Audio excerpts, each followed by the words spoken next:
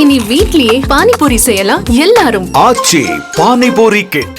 செங்கல்பட்டு மாவட்டம் கடப்பாக்கம் அருகே வீட்டுமனை பட்டா மாற்றுதலுக்காக 8000 ரூபாய் லஞ்சம் வாங்கிய கோட்டைக்காடு கிராம நிர்வாக பெண் அலுவலர் சுதாவை லஞ்ச ஒழிப்பு போலீசார் கைது செய்தனர். கூடுதல் விவரங்களை எமது செய்தியாளர் அருண்குமார் வழங்க கேட்கலாம். அருண்குமார், முழு விவரம் என்ன?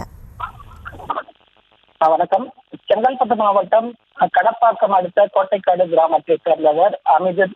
இவர் வீட்டுமனை பட்டா மாற்றுவதற்காக கோட்டைக்காடு கிராம நிர்வாக அலுவலர் சுதாவை கேட்டுள்ளார்.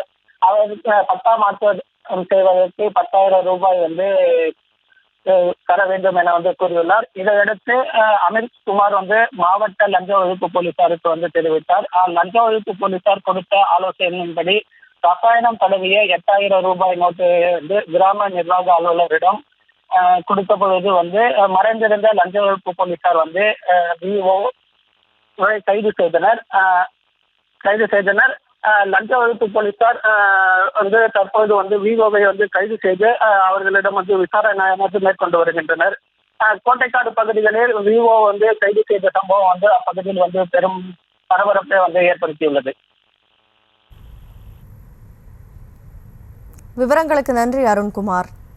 இனி வீட்லயே பானிபூரி செய்யலாம் எல்லாரும். ஆச்சி பானிபூரி கிட்.